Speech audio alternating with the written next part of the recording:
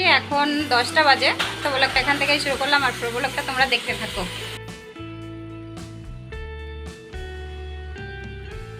আমার দেখো চান পুজো দেওয়া সব হয়ে গেছে, আর রান্না করতে যাব। সকালে আজকে রান্না নেই, কারণ রাতের ভাত আছে, জল দিয়ে রেখেছি, আর তার সঙ্গে ডিম অমলেট করব। তো চলো রান্নাঘরে চলে যাই। রান্নাঘরে এসে দেখি আমার বরই ডিম অমলেট করে নিচ্ছে। তো বলো কত ভালো বর পেয়েছি আমি। তো তোমাদের কার কার বর এরকম কমেন্টে জানিও। সকালে খাওয়া দাওয়ার পর চলে আসলাম দুপুরের জন্য রান্না করতে। আর দেখো আমি সব কিছু গুছিয়ে নিয়েছি, আর এখন রান্নাটা করে নেব।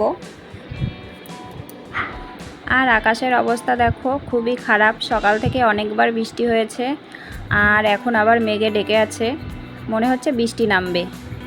তো যাই হোক, আমি কিন্তু রান্না শুরু করে দিয়েছি। আর আজকে রান্না করব আমি, দেখো মাছের ঝোল, পটল ভাজা, আর এই যে কচুর ফুল ভাজা। এটা আমার বরের খুব প্রিয় খাবার, তাই মাঝে মাঝেই আমাদের খাওয়া হয়। তো ফ্রেন্ডস, ফাইনালি রান্না কিন্তু কমপ্লিট। আর বাইরে এখনও বৃষ্টি হচ্ছে, সকাল থেকেই বৃষ্টি হচ্ছে। আর এখন দুপুরে খাওয়া দাওয়া করে নেবো। তো চলো পরে আবার দেখা হচ্ছে। তো দেখো যখনই আমরা খেতে বসেছি দুপুরে, আর তখন আবার জোরে বৃষ্টি নামলো। আর এখন কিন্তু ভীষণ জোরে বৃষ্টি হচ্ছিল। খাওয়া দাওয়ার পর বৃষ্টি পেয়ে সবাই কিন্তু শুয়ে পড়েছে, শুধু আমিই বসে আছি। দেখো আমার একটুও ঘুম পাচ্ছে না, তার জন্য বসে আছি আর বসে বসে বৃষ্টি দেখছি। আর আমার পুচকু পাপা দুটো দেখো কি সুন্দর করে শুয়ে আছে, দেখলে মনেই হয় না যে ওরা এত দুষ্টুমি করে। বিকালে ঘুম থেকে ওঠার পর সবাই মিলে একটু হাঁটতে বেরিয়েছিলাম, মানে ঘুরতে বেরিয়েছিলাম।